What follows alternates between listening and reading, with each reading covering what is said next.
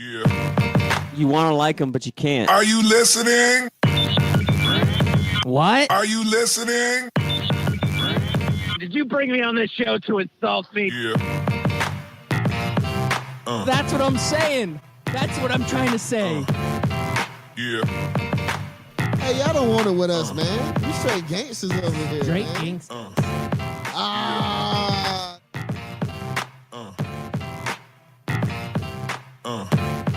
Yeah. Yeah, good morning and welcome back. You are listening to Scout Team Sports. We bring it to you hot and live each and every weekday, Monday through Friday at 6 a.m. and replay on at 11 a.m. on 12-ounce Sports Radio. I am one of your gracious hosts. They call me Loudbeard. You are the most egotistical, self-deluded person I have ever met. Yes, and all of that is true. And the man on the other microphone, he is known to be an amazing patriot. He is so patriotic that he really doesn't even need an introduction, but we'll do it anyway. America.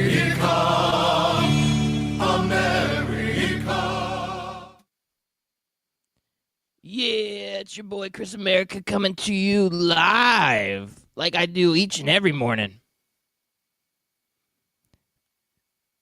Yeah, it's your boy Chris America coming to you live this, what is it today? Thursday, January 17th. Is that Johnny Unitas Day? Was Johnny Unitas number 17? Peyton Manning was number 17. We'll do Peyton Manning Day. All right, Peyton Manning Day. No, he was 18. You're right. I'm a number off. I'd have to look it up. I don't remember what Johnny Unitas' number was. I should know these things, though. I'm like the friggin' sports encyclopedia over here. Yeah, Loudbeard, I sat down at the studio desk, and I realized the mic that I brought to your house was still in my bag, in my car. So I sent you a text message telling you to give me a second. And I did not see that text message. No I worries. apologize. Yep. Oh, it came right at 6 a.m. So 2 minutes ago. Yep. I see what happened there. No worries. It happens. Yep. This is what happens when you're on live radio. Things happen. It's real. It's uncensored. It's raw. That's what we do. We go live, and anything and everything can happen. Well, tell us what's on the agenda of the show today, Loudbeard. All right, couple things coming up. We might go a little NBA heavy today. I do want to talk about a good friend of yours and maybe more of an idol to you, and that would be Kyrie Irving. I've thrown a lot of hate and a lot of salt on Kyrie over the years, and today I may just give him some props, so stay tuned for that. Steph Curry with the Golden State Warriors, man, he is on fire. His third straight game with 9 or more three-pointers. Golden State has hit that switch and had another big game last night. We'll talk a little bit about that. Jalen Hurts committing to Oklahoma. We talked a little last night. We might dive a little bit more into that today. And there is some trouble brewing at Michigan State again. So we've got some hot headlines today. But Chris America, I do have to start out with this Kyrie Irving story. I need to be nice to Kyrie Irving. I feel like maybe I gave him a hard time, and maybe I just didn't give him enough credit. And maybe some of that criticism was fair. But I think Kyrie Irving has finally turned the corner. I think he's finally woke up and looked in the mirror and said, all right, now it's time for me to grow up and really be a leader on this Boston Celtics team. So Kyrie, as you are aware, his Boston Celtics lost to the Orlando Magic over the weekend, right? That loss created an unfortunate series of events that have led us to today, where Loudbeard is now praising your Kyrie Irving. And I'm going to take you through these series of events so that you understand what it takes for Kyrie to finally be welcomed into the Scout Team family. Now, Kyrie, yep, go ahead. Oh, sorry, Chris America. No, I said let's hear it. Oh, you said let's hear it. I didn't hear what you said. That's okay. I was too in the zone, and then I just, you know what? That's what happens when you're live and raw and uncensored. So this is what happens. You lose a tough game against a very tough opponent in the Orlando Magic. And so then you start kind of wondering about yourself as a team. Like, where are we going? What are we doing? So Kyrie openly criticizes the youngsters of the team. And he says, you know what? About these younger players, there's something about them. They don't know what it takes to be a championship level team. And, of course, the media takes that and runs and says, Kyrie's criticizing the young players. And he's kind of right. The team just didn't have that cohesiveness. He's trying to be a leader, and these young guns, they're not really following his lead, and the team is just not coming together like it should be.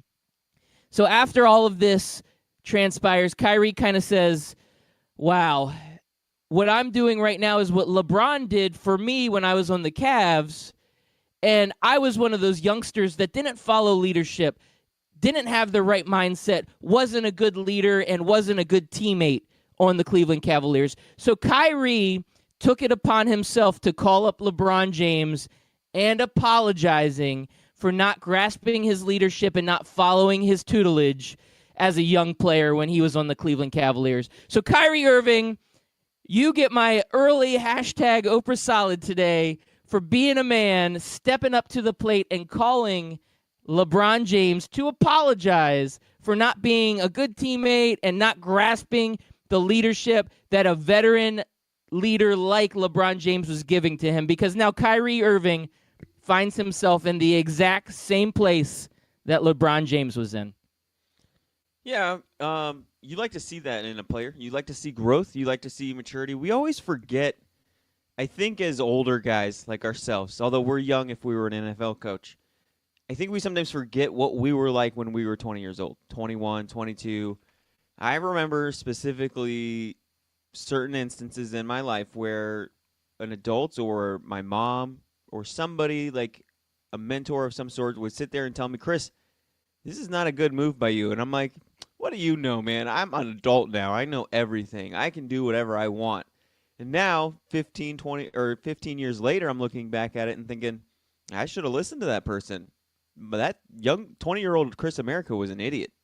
And I think we forget that these guys are just 20, 21 years old, and they're going to have to make their own mistakes. They're going to have that sort of, I know what's best type mentality, even though I don't really know much in life. And I think we got to kind of just hope for the best, that they learn, they grow, and they mature from that. And it's good to see him do that, where you look at guys like maybe Dwight Howard, who still, for whatever reason, can't grow up. Yeah, Dwight's an extreme example, isn't he? He just, kid at heart. I like Dwight Howard. He was fun when he was with the Orlando Magic, but that catches up to you if you do not mature, you don't grow in the game, you don't get better, your teammates don't appreciate you. You just, all that chemistry is thrown off. Now Kyrie, he's been good, right? He's been a great player, but I felt like there was always something lacking. And I think maybe he's finally filled in that gap. Maybe he's finally pulled it together. Now, this team, they're kind of going through those trials and tribulations of coming together as a team, especially when you have a lot of young players, and especially when there's a lot of talent, because what happens is you get a lot of egos. And when you have a lot of egos, you do need some veteran leadership. And Kyrie is having to be that veteran leader on this team. And, I think it's to the point where they were doing like players-only meetings. Don't quote me on that. I believe that's what happened, though. And they needed to kind of get to that point where they came together. Well, last night, after going through all of this, and Kyrie did say that he should have kept that in-house about the youngsters. He should have just kept it all in-house. But I think it boiled over, and his frustration just came out. And once it gets out to the media, it's everywhere. But they finally pulled it together, and I think they're slowly coming together as a team. And last night they had that big game against the Toronto Raptors, and we were watching some of that while we were recording our Wednesday night show. And the Boston Celtics looked good, and the Toronto Raptors had no answer for Kyrie. And Kyrie had a huge game. He ends up with, I think it was 23 points and like 18 assists. He was just helping assist these young players, helping his teammates score, helping this team be better. And they beat a hot Toronto Raptors team 117-108 even though Kawhi on the other side for Toronto scores 33, it's not enough. Boston with a huge win against a very good Eastern Conference opponent.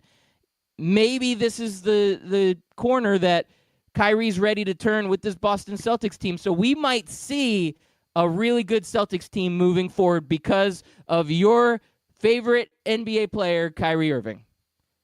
Yeah, and it's funny, too, because you remember how good the Celtics were last year and how well they were playing?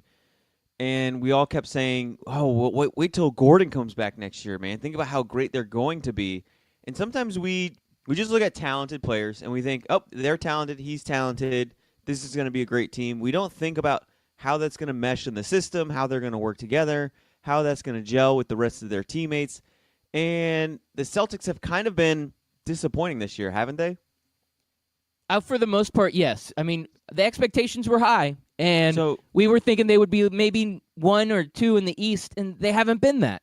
No. So we're hoping now, and to directly quote Loudbeard, and he said, I quote, they definitely had a team meeting. I know for sure they had a team meeting. I am a Boston Celtic insider. Quote Yes. me. They had this team meeting, and hopefully you're right. They're turning it around and everything else. We've seen the Rockets do a similar turnaround. They were towards the bottom, but the Rockets last night, man, having a tough time beating the Nets, and they don't get it done at home. But your boy James Harden scores 50 again, a 50 burger. And I said earlier this week, Giannis should get the MVP. I've changed my mind, man. What is this now? 19 games in a row of 30 points? Give that Yeah, I man think- his MVP trophy. Yeah, 19's a lot. The problem is they don't get the win. You know, I feel like when you score 58, you should lead your team to a win. Especially So- against the Nets. Yeah, but the Nets, here, I'm going to back you up a little bit on that. The Nets 2 Oh, they years are ago fourth in and last Atlantic. year, this year the Nets are good.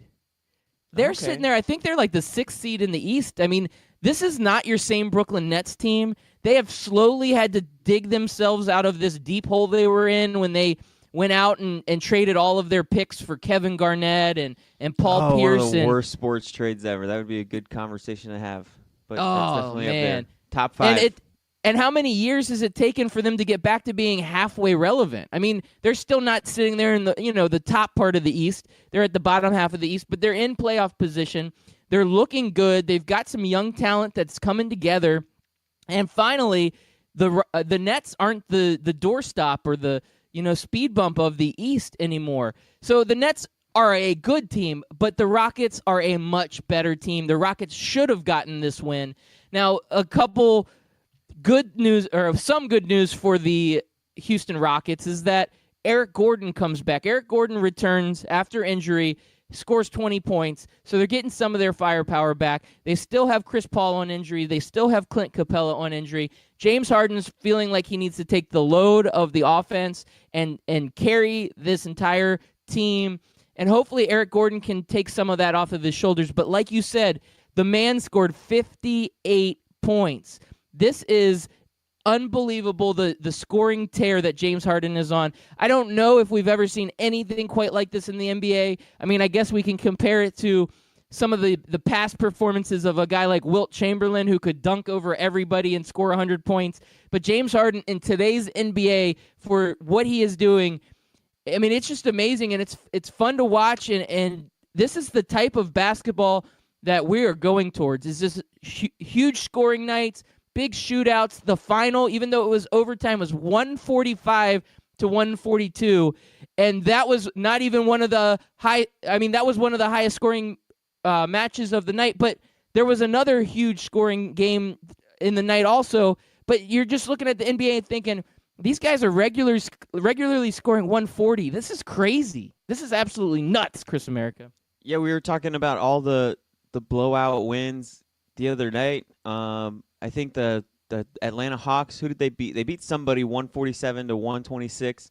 And you're sitting there thinking, man, it was the Oklahoma City Thunder. You score 126 points in the NBA, 9 times out of 10, that equals a W. But in the Oklahoma City's case, it was like a 20-point loss. Like, how does that happen? That's You crazy. feel like- The defense in the NBA, where'd it go? Like, 147 to 140 was the Warriors-Pelicans game. you got to think as a Pelican team. You ever play fantasy football, Loudbeard? And I know I bring it up a lot, but where you score a ton of points and the other guy scores a ton of points more, and you're sitting there looking around the league and you see you outscored every single other person in the league. You're like, why could I not have played somebody else this weekend? Oh, that happens all the time. It's like that.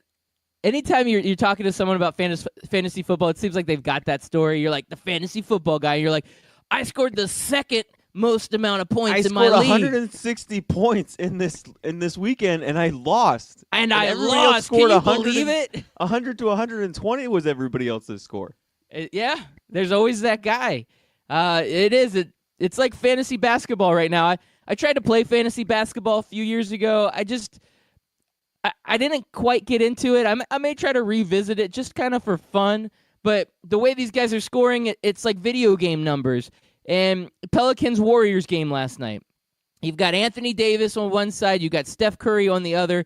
And this becomes a total shootout. And this doesn't go into overtime. So the Rockets end that game, and it was an overtime game, I believe, 145 to 142. The Pelicans and Warriors, that was a regular just game, 147 to 140. I mean, these numbers are just astronomical. 147 to 140 on a regular NBA game. I mean, it's almost like they're playing speed basketball. They're just running up and down the court, just throwing three-pointers in.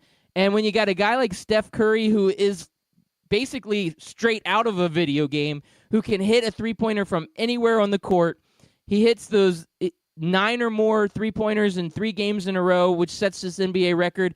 I don't see him stopping. I feel like he's hot. He's gotten hot at the right time. He's starting to get this Warriors team moving. And you know what? They're bringing in your cousin on Friday, so DeMarcus Cousins is coming back. This Warriors team, I mean, they could start putting up 160, 170 in games. Who knows? We don't know what the potential is for this Warriors team, but we're going to see some firepower. Yeah, and the Warriors are going to take on the Clippers, who did not have a good night last night. They lose by 20 to the Jazz. Are the Clippers going on the downward spiral, Loudbeard? Man, I was really rooting for the Clippers the last 8 or 9 years to get a championship just so they can, I don't know, get one over the Lakers, say, hey, we're finally the team in L.A. I kind of do the same thing with, like, the Mets. You know, you'd like to see that little brother of a big city finally win one.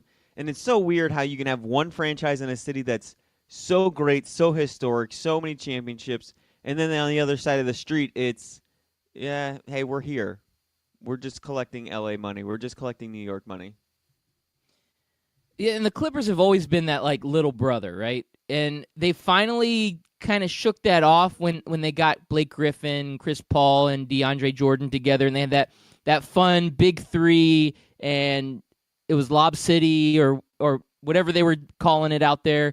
And that was a lot of fun. And finally and that was when the Lakers were down. That was when Kobe was at the end of his career. And finally it was like the Clippers are the team of LA. After all of these years of always being in the cellar, the Clippers were out. Now LeBron comes to Los Angeles, so the Lakers become the big show in town. And the Clippers, they don't have those superstar names. They don't have DeAndre Jordan. He moves on. They don't have Chris Paul. He moves on. They don't have Blake Griffin. He moves on. But somehow, with Doc Rivers as coach, they're able to pull it together and string a good season together. But you're right, that good season, the problem is it seems like it is spiraling out of control. It seems like finally the talent is catching up. I don't think they have the talent to be able to be a top 4 team in the West, especially when you look at who you're comparing them to. Would you compare the talent to the Warriors? No way. Would you compare the talent to the Rockets? No way, right? Who would you compare their talent to? Oklahoma City. Nope. Absolutely not. I mean, even like the Spurs. I think the Spurs have more talent than the Clippers. Yeah. And then you sit there and the Clippers have overperformed and exceeded expectations, but now we're seeing them slowly kind of fall back down to earth. Yeah, and they're on a 4-game losing streak. The Warriors should send them on a 5-game losing streak. They're really on a path to miss the playoffs, especially with like Minnesota, New Orleans, the Lakers still waiting for LeBron to come back. The Jazz doing well. It's gonna be tough for them to make that playoffs. Yeah, it is going to be tough. And then you're in that worst spot as an NBA team. The last place you want to be is just outside of the playoffs. Because there's really no reward for you. You're going to get a 13th or 14th pick. You don't go to the playoffs, so you're just as well as, the number 1 overall pick as far as that's concerned. And it's just there's nowhere to go. You're just kind of stuck in the middle in the NBA. When you get in that zone, like the Miami Heat have been there for basically since the big 3 left, right? Yeah, absolutely. They've been just good enough to either miss the playoffs or barely make it in. I think they did make it in 1 year, and they've got nothing to show for it. They've not been able to draft a superstar. They've just kind of been hanging around. They're just the Miami Heat, middle-of-the-road type team. And it's really hard to break out of that zone. They did enough just to be relevant, right? Like just to be on that cusp, like you're saying. And you can't get a big draft pick. Like you need to tank to get one of these big names. Unless you get lucky and get like a Giannis later in the draft, not in the top 3. Or you get lucky and get a Damian Lillard who comes in like the 7th or 8th pick. But you almost still need to be worse than the 9th seed in the East. You almost need to be like the 13th or 14th seed, right? Like you can't have a decent season. You have to have a really bad season just to get some of these players. And then even then it's not guaranteed. We talked last night about how the Orlando Magic have had high draft picks, and it really hasn't done anything for their program. I look at the Sacramento Kings. They've been better as of late, but 10 years of the Sacramento Kings being in the lottery. This is what the NBA has become. So it's almost a catch-22 because you don't want to tank and then miss on a guy, and then you're down for 4 or 5 years. Not every team is like the Oklahoma City Thunder, formerly the Seattle Supersonics, when they drafted Kevin Durant 1 year, and then the next year they're still bad and they draft Russell Westbrook, and then the following year they draft James Harden. That does not happen. No. That is the fantasy Thunder, scenario. Yeah, the Warriors and Thunder are basically the exception to the rule, not the rule. Absolutely. Now we see the 76ers.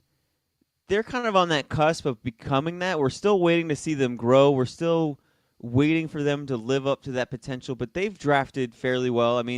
They've drafted their way to being the 4th overall team in the East right now, and they made it to the playoffs last year. They got to, the second round? Yep. And we'll see what they can do this year, but you're right, man. It's really hard in today's NBA to get good. You either have to draft your way in or you have to trade and sign free agents in your way in, and there really are not that many NBA teams that have that signing franchise player power.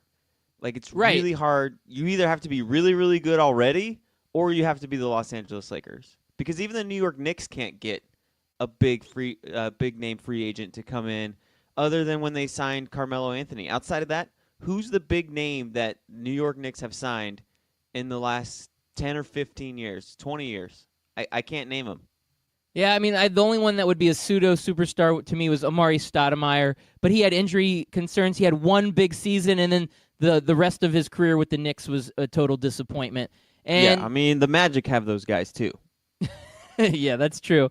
The Grant Hills and being injured with ankle problems and stuff like that. But I'm 100% with you, Chris America. The Sixers had to strategically tank. They were drafting European players that they knew wouldn't play for a couple years. They were drafting guys that were injured. Joel Embiid was injured. They're like, okay, he's going to sit out a year. We can tank another year and then get another high draft pick. And they got fortunate because both Ben Simmons and Joel Embiid have both panned out. But on the flip side of that, Markelle Fultz should have been the next piece in that puzzle, and he has been a disappointment. So you tank and you get a high draft pick, and the guy doesn't pan out, and that sets you back. So even though you tank, like the Sixers, with the talent and these high draft picks, should be doing better than they're doing. Now they did get fortunate with the trade to get Jimmy Butler on their team, But then again, you look at talent and then chemistry on a team. Talent doesn't always equate to wins. So there's a lot of moving parts to this whole discussion. And the free agency, bringing people in, I would say here in Orlando, we don't have sales tax or we don't have the state tax here. In Florida, you would think people would want to come here. And Orlando can't sign anybody because nobody wants to be on a losing team. If you're a superstar, you want to go pair up with another superstar and have a shot at a title. We don't have a superstar, so who are you going to pair up with who? It's basically like a desert wasteland here. Yeah, and you look at Boston, you look at the Warriors, Houston. They've all traded their way to becoming good, and then they signed players because you were already good. There wasn't really anybody who, just like I said, like you don't see New York, you don't see Dallas, you don't see Chicago signing a big name free agent out of nowhere. I think Miami was the last one to do it, but again, they were already a decent team. They had Dwayne Wade. I don't think, Bosh and LeBron go to Miami if Dwayne Wade's not already there. If the Miami and Pat Riley didn't already have the winning pedigree with the title, 4 or 5 years prior to that. But Loudbeard, you brought up Ben Simmons, and we kind of didn't go over this story, but it's still kind of a fluid story. It's moving, and it's surprised to hear me earlier this week that there are whispers and rumors going around the league that Philadelphia is shopping Ben Simmons. What do you make of that? Yeah, they're trying something, right? Like Philadelphia was all in. They tanked for like 6 years. They want a championship team. And they're just not seeing it put together as it is now as a championship team. And maybe they feel like with Ben Simmons' potential, they could bring something back in return to help make a better overall team chemistry. Maybe they want Jimmy Butler to have the ball in his hand more often so he can attack, but Ben Simmons is only effective with the ball in his hand. So I think this is more of a strategic look at what they can do to move some pieces around. I would not be on the Ben Simmons trade train. I don't think it's a good idea because this guy has potential, but he's more of a facilitator. And then I think when they brought in Jimmy Butler, there's a little bit of a clash of style, and it's not quite meshing. And I guess they were going to go all in on Jimmy Butler and then have Ben Simmons on the trade block, somebody that they know that they can get a great value for. So that's my take on it, but it is a shocking story. You look at them last year, they were on top of the world. You're like, the potential is so there, and they're going to keep moving, and they're going to get better and better and better because all these guys are young and developing. But then you're going to put on the trade block one of your young developing guys. I don't think he gets moved, but it is an interesting story to see that they're willing to part with him just to make sure that they can kind of find a team that maybe comes together a little bit better than what they've got.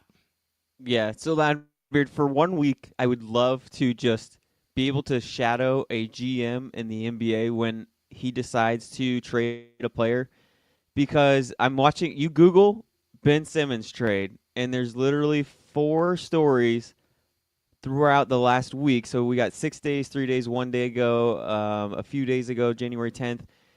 We have NBA rumors, Ben Simmons trade for Jamal Murray and Gary Harris. Then 3 days ago, NBA trade rumors, Bradley Beal for Ben Simmons makes sense for the Wizards. Then you got NBA rumors, Ben Simmons to Hornets for Kemba Walker, Miles Bridges, and a draft pick. And then, of course, the most popular one, the one that everybody loves to talk about because we think that the Pelicans are going to trade Anthony Davis, is Ben Simmons for Anthony Davis. I would just love to be a part of like a GM team during this week, just so I can see how much of it is true, how much of it is BS. Like is the Philadelphia GM really talking to all these teams, or is he just like not talking about it at all? He's only fielded like one call. He didn't like the offer and he shot it down, and people are just making stuff up. I like where your head is on this one because I feel this exact same way. Is this the media saying this would be a trade that would work, so now it's a rumor? Or is it an actual conversation that's being had by GMs? And I would kind of say that with all of those scenarios that you said, there's no way that he's having conversations with all those GMs. I don't think that's happening, but I think we sensationalize things as the media, and we make them a bigger deal than they are. And these rumors, they can come from any source. It could be the ball boy for the team saying, man, I think this would be a good trade. And then all of a sudden it's like, team source says that this would be a good trade. Rumors are flying. And you're like, come on now, really? That's how this is. I don't know. I'm with you. According to this, Ben Simmons is going to play for 4 NBA teams by the end of the year. Hey, good for him. Look at him. He's well-traveled. That's well-traveled. Well, Loudbeard, I gave you those 4 scenarios. On the other side of the break, I want you to tell me which one you think would be best for both teams. Do you need me to run down them again so you can think about it over the break, or you got it? Go ahead. Give it to me one more time. All right, we had Ben Simmons for Jamal Murray and Gary Harris. Ben Simmons for Bradley Beal. Ben Simmons for Kemba Walker, Miles Bridges, and a draft pick, or Ben Simmons for Anthony Davis. We'll get Loudbeard's take on who he thinks of those trades, which one works best for both squads.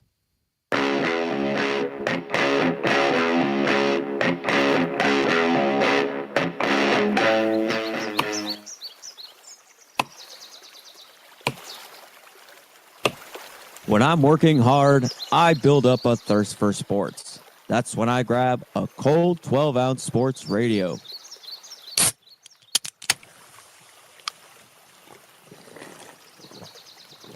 Ah, 12-ounce sports radio. Quench your sports thirst. Scout Team listeners and friends of the show, I've got something special for you. It looks like 12-ounce sports radio has done it again.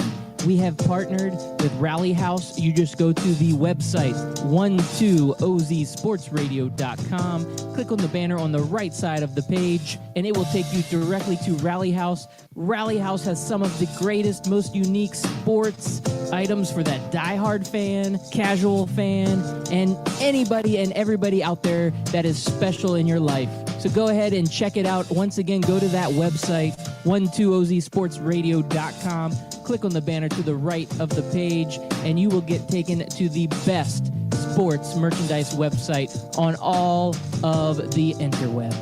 Ring Central features all-in-one phone, messaging, and video conferencing. It's easy to use with unparalleled security. Ring Central simplifies things so you can grow. Call Ring Central to speak with a representative about a price for your growing business at 877-779-3860. Again, that's 877-779-3860.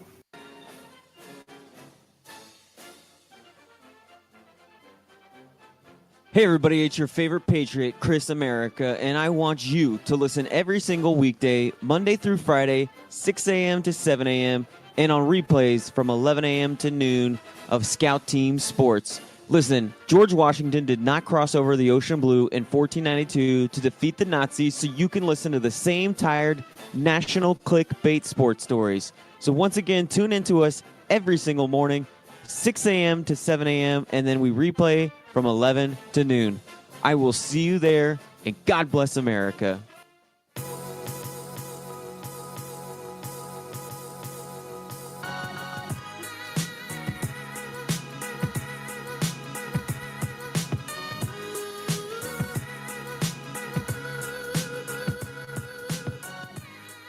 Yeah, good morning. Welcome back. Thank you for listening in. We appreciate it. You are listening to Scout Team Sports. He's Chris America. I'm Loudbeer. We bring it to you hot and live each and every weekday, starting at 6 a.m. and replay on at 11 a.m. on 12-ounce sports radio.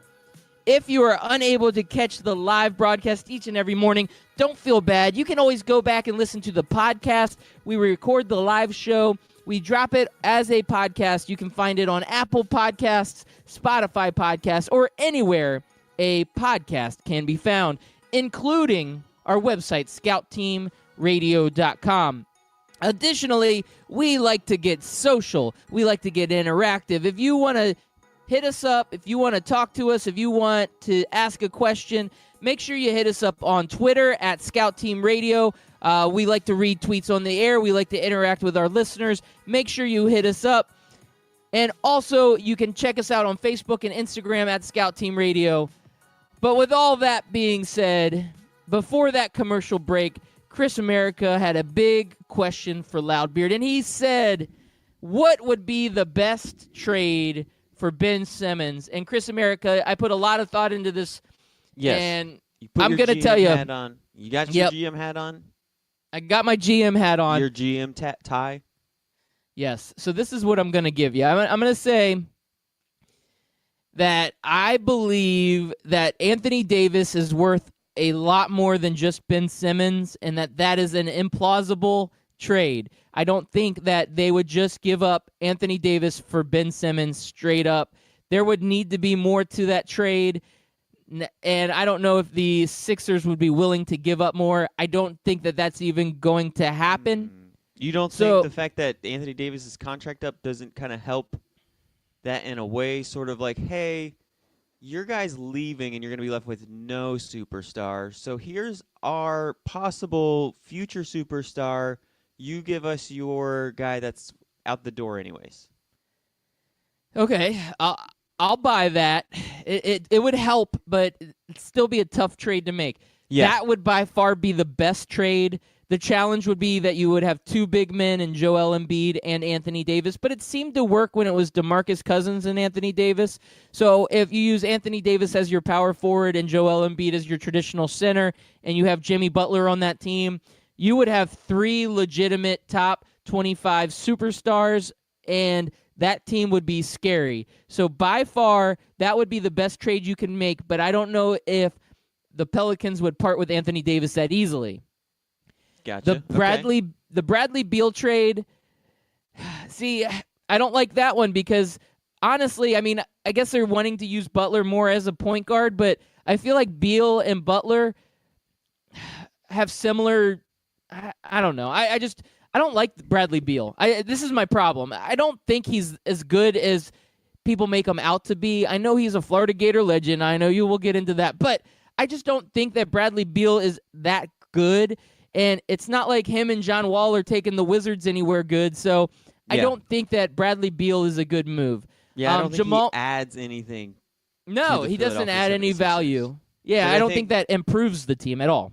But I think Ben Simmons would help the Wizards in the fact that it would help them move on from John Wall and Bradley Beal at the same time. Yeah, so it could happen. I mean, I think they need to move on from one of them anyway. And, getting Beal out of there and kind of changing things up. But then the problem becomes for the Wizards is Ben Simmons is a ball handler. John Wall is a ball handler. And John Wall needs the ball in his hands. So that's why I said they'd kind of have to be like, hey, Wall, we kind of got your replacement, so vamonos.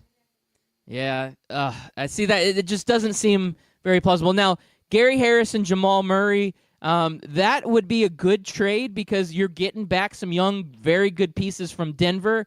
I don't think Denver needs to make a trade, though. Denver right now has a good, cohesive team. I don't see Denver needing that. They did just get blown out by the Warriors. Okay, so we're going to knee-jerk react over knee-jerk one loss. reaction. Yes. So, well, it's not just a knee-jerk reaction, but I haven't seen their other matchups, but do you think right now the Denver Nuggets match up well with the Warriors in their current roster? Does anybody match up well with the Warriors? Well, that's why you have to, if your answer is no, then you have to build a better team, don't you? I mean, right now everybody in the West should be constructing their team to beat the Warriors. That's kind of what the East did back in the 90s. When the Bulls were running things, like everybody tried to build a team to beat Michael Jordan. The Pistons were really the only successful team to get away with it. And then Michael Jordan just became the greatest of all time, and it didn't really matter what you did, but teams were still trying to be like, we're not even building a team to win a championship. We can't even think about championships unless we beat Chicago, so let's build a team that can beat Chicago. All right, well, to that point, the Warriors can score a ton, and Ben Simmons is not a scoring point guard. Or a point center or whatever you want to call him. So the answer is like, no, he doesn't help the Nuggets beat the Warriors. Right. No, he doesn't help. Okay. And then I feel like you had one more trade in there, and It was to the Hornets, which apparently the Hornets would be giving away their whole entire team. Kemba Walker, Miles Bridges, and a draft pick. I like that trade, honestly. I like that trade a lot. Actually, I do like it for the Hornets. I said they're giving away their team, and Hornets have been one of those teams, again, that has just always been bad since they've come back to Charlotte. Even when they were the Bobcats, they weren't that good. And now they're kind of stuck in that zone that we talked about where you're anywhere between the 11th worst team to I believe they're the 8th seed right now in the playoffs, and they'd probably be quickly swept out of the playoffs. And Kemba Walker, I actually like the guy. He's a fun player to watch. He's a big name that isn't a big name, if that makes sense. And he's kind of just been lost in the weeds playing for the Charlotte Hornets. And it would be kind of nice to see him get out of the weeds and onto a contending team. And then maybe Charlotte can get a new leaf. The Kemba Walker experiment didn't work. They've been trying to build a team around Kemba Walker for forever. And now maybe they can say, listen, we'll start with a new leaf. We'll take Ben Simmons on, and we'll see if we can build a team around his skill set. I'm with you, man. I think the Kemba Walker trade would be great because I like Kemba Walker, but you're right. It hasn't quite come together in Charlotte.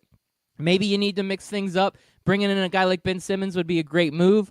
I think it would be a great trade. Well, Chris America, man, I feel like we went all NBA again. We've been getting a little bit more NBA action here on the show as of late. If you're okay with it, I have another story, actually two, that I'd really like to dive into before we finish the show. Let's go. So this first one, it kind of is involving Jalen Hurts. We talked about how Jalen Hurts is committed to Oklahoma, but that's not the big part of this story. This is the part that I want to talk to you about. Oklahoma brings in Jalen Hurts, and they commit to him. So we know that Jalen Hurts will more than likely be the starter coming into this season. So there is a player on Oklahoma, a quarterback. His name is Austin Kendall. And after this happens, he wants to transfer. He wants to go to West Virginia. The coach at West Virginia is actually who recruited him several years ago. And he wants to go to West Virginia, and he puts in his papers. And the day that they announce that Hurts is going to be coming to Oklahoma, they actually come out and say, no, I'm sorry, we're going to follow the Big 12 rules, and we're not going to grant you an immediate waiver so that you can play at West Virginia. We don't do that here. The problem is 2 years ago, or 3 years ago, whatever it was, when Oklahoma wanted to get Baker Mayfield, Oklahoma put up a big fit saying, no, we need an immediate waiver so Baker Mayfield can come play for us. No, that's not fair. We need Baker Mayfield to play. We need an immediate waiver. And they were completely hypocritical of their stance when they came out and told Austin Kendall that they wouldn't do the waiver. Now, based on media pressure and fan pressure and a lot of these outside sources, they've come out and they said, oh, yeah, never mind. We were wrong. We're going to go ahead and grant him a waiver. But if this story wouldn't have come out, if there wasn't that pressure from, the fans and from the media and from all these different places, they were willing to just mess with this kid after they brought in another grad transfer and say, nope, you're going to have to sit out a season before you can play. And for me, this is just an awful story, and this is a bad look for Oklahoma. Yeah, this is one thing in sports that I've never understood, whether it's transferring or trading. You hear this all the time. Oh, we don't want him to transfer to a school within our division. Or it's the same thing with trades. Oh, we can't trade, Le'Veon Bell to the Cleveland Browns because then we have to see him twice a year. My thing has always been this. If he's not good enough for you to start him or he's not good enough for you to pay him, then why are you scared of him? Like, if you don't think this kid at Oklahoma is good enough to start on your team, why do you care if he goes to West Virginia? If he's not good enough to start on your team, you don't think he's good enough to win games, or at least enough games for it to matter to you. So why would you be afraid for him to go to West Virginia? And Why would you be afraid of him beating you if you don't think he's good enough? I've never understood it, and especially when it comes to colleges, like let's stop thinking that college football is there for the schools and there for the coaches. It's supposed to be, and this is the way the NCAA preaches it. It's supposed to be for the student athlete and what's best for them. And if Oklahoma is no longer what's best for the student athlete, and now West Virginia is for whatever reason, and he doesn't have to justify his reasons, then let him go. Let him have the freedom to do that and move on with life. Like you see that with Jalen Hurts. Like a lot of people criticizing all these players moving on and going out, or like with Jalen Hurts, Kelly Bryant. Oh, Kelly Bryant should have stayed, and look at Jalen Hurts. He's good. Loudbeard, does the term dead-end job mean anything to you? Yes, I've heard of that term. Yep. Have you been in a dead-end job? Yeah, been there, done that. Yep. It's not a good feeling. Everybody, I feel like if you're over the age of 30, at one point in their life have been in a dead-end job, and we all do the natural thing with the dead-end job. We look for a new job, and we transfer out, and we go and we get a job that gives us a better opportunity to excel in our careers. I don't understand why we don't praise and celebrate and cheer on guys who are in dead-end jobs like Kelly Bryant was, like Jalen Hurts was. You're in a dead-end job now. You have no room to grow within your position at your current employer, or in this case, school. Why would you care if he goes on and tries to get a job where he can grow, where he can flourish and get the position that he wants? So I hate it, man. I hate it when if my job blocked me from going to another job, it would really, really piss me off. Yeah, and again, the hypocrisy of it is that they were the complete opposite stance when they wanted Mayfield to transfer. When it helps you out, then you're like, oh, what about the student athlete? But then when it doesn't, Nick Saban's famous for this too. He takes in transfers all the time, yet when a guy tries to leave, he roasts him and calls him a quitter and says he doesn't like quitters and his dad wouldn't let him in the house if he quits. Yet you quit on the Miami Dolphins, you quit on the LSU Tigers, you quit on Michigan State. But anyways, I digress. What was your other story you wanted to talk about?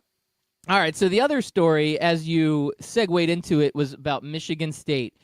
This isn't a fun story. This is Michigan State has been in the headlines for having some issues out there. The whole Larry Nassar story, it was a big deal for quite a while. Well, it's back in the headlines again. Michigan State had an interim president, and this interim president, he is now having to resign. So we were having more people resigning at Michigan State because he made some comments about how the victims of Larry Nassar were enjoying all of the attention they're getting in the spotlight.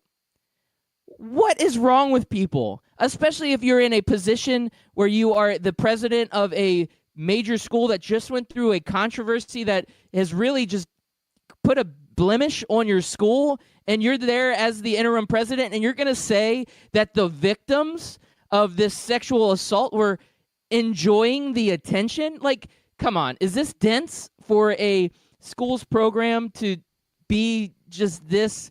I don't know how to say it, but this is awful. This is why we need Gillette to give us commercials to help us along the way, man.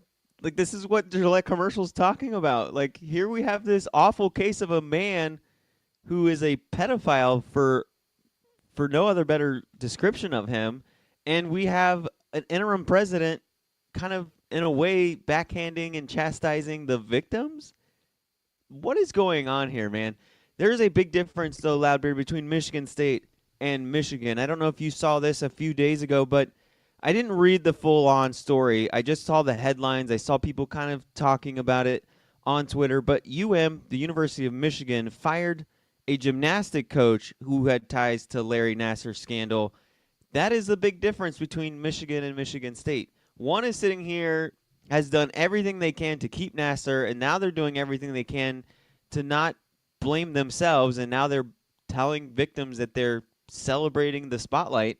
And you have on the other side of the spectrum who said, wait, you were a part of this game? Like, you knew something? You're out. We don't want nothing to do with you. Get out of our school. Get out of our program. We're not about that. Do not come back onto this campus ever again. And she's gone. I mean, that's how it should be. This makes Yeah. too much sense. And I'm glad you brought up the Gillette commercial. We talked about it on last night's show, but there's a lot of backlash to Gillette because they did a commercial where they're kind of telling men, step up, be a man. We need to be better than this. Hey, and be cool. they're getting Just backlash be for cool, being all right? good. Yeah.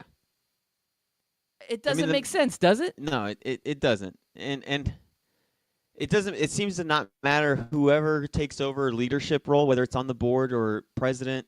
This has just been their narrative this whole entire time. It's just been hey man, it's not our fault. It's other people's. Ooh, excuse me, I didn't mean to burp in the mic.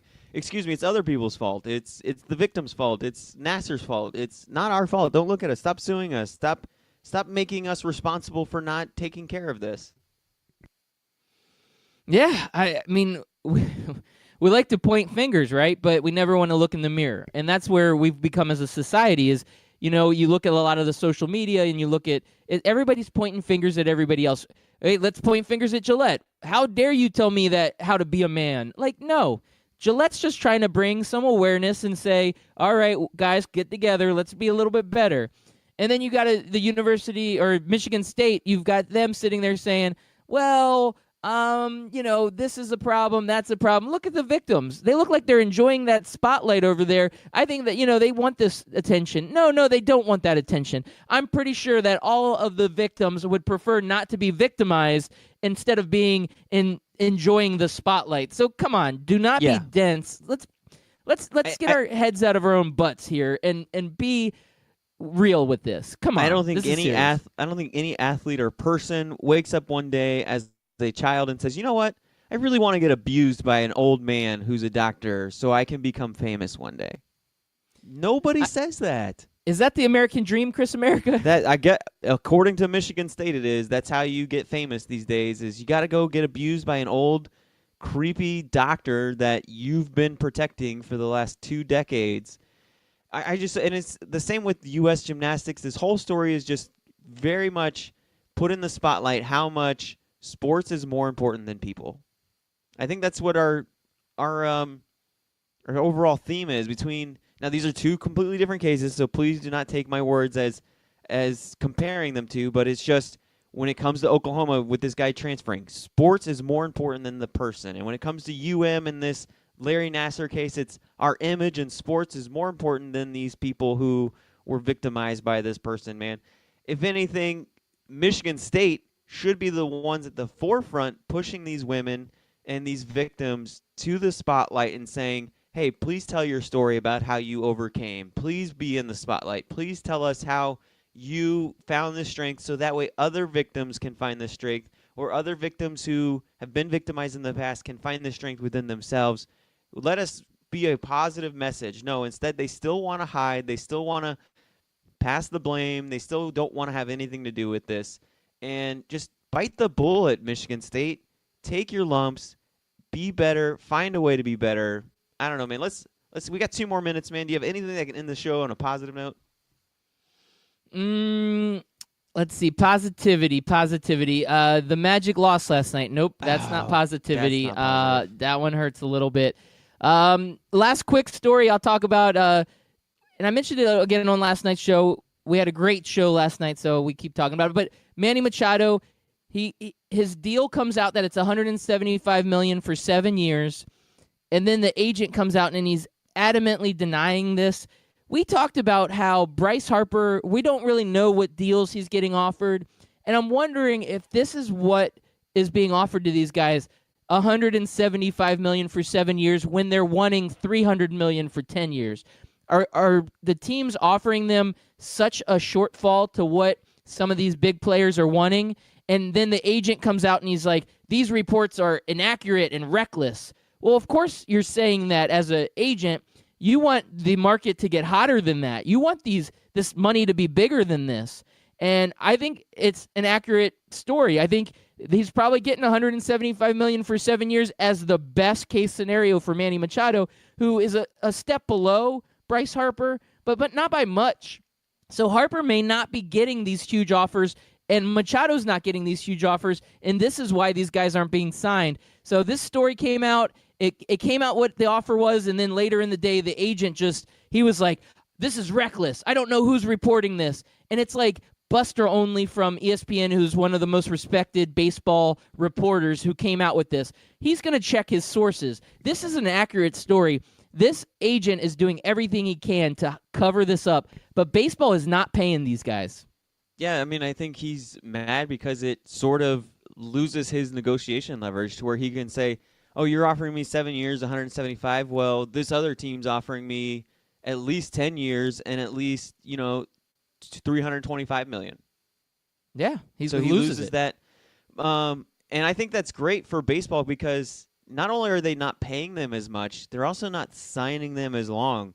I remember when every time I see these 10-year deals, I'm like, you don't even know if baseball is going to be around in 10 years. What are you doing committing to this guy for 10 years? That's a long time. If people ask me what if I want to commit to a party like 3 weeks from now, I'm like, I don't know what's going That's on kind in of 3 far weeks. off. Yeah, Like, something else could be golly. going on. Seriously. So I actually like it. I think it's good for baseball to finally see the market sort of correct itself. We're not seeing the big paydays, and we're also not seeing these long-term deals where teams have to be stuck with these players for a decade. Like, presidents aren't even presidents for 10 years. Right. 7 years to me should be the longest contract possible. Yeah, and even you're that right, seems that a 10 little years, bit long. It is. That's why NBA's kind of cut theirs down to 5 years. That's where it should be. You don't need these huge, long contracts because it ends up burning the team in the end. It really does. Yeah, very rarely does it burn the player. So, Chris America, that's the end of our show, That's man. it. We had a fun time, and tomorrow is a big Friday. We love Fridays. We have fun on Fridays. Tell our listeners when they can listen to us tomorrow, and lead us out, my friend. Yeah, catch us tomorrow where we'll finally get back to talking NFL football. We've been NBAing out a lot, and we're going to talk about these big-time matchups for the NFC, AFC Conference Championship games. We'll be on 12ouncesportsradio.com, 6 a.m. bright and early. Or, as always, if you're listening to us on scoutteamradio.com or iTunes or wherever you get your podcasts, you can find us there. Hit it. Yeah, I'm kind of excited about baseball coming back a little bit. I'm excited about the football ending. It's going to be good times. Oh, and we have a big announcement.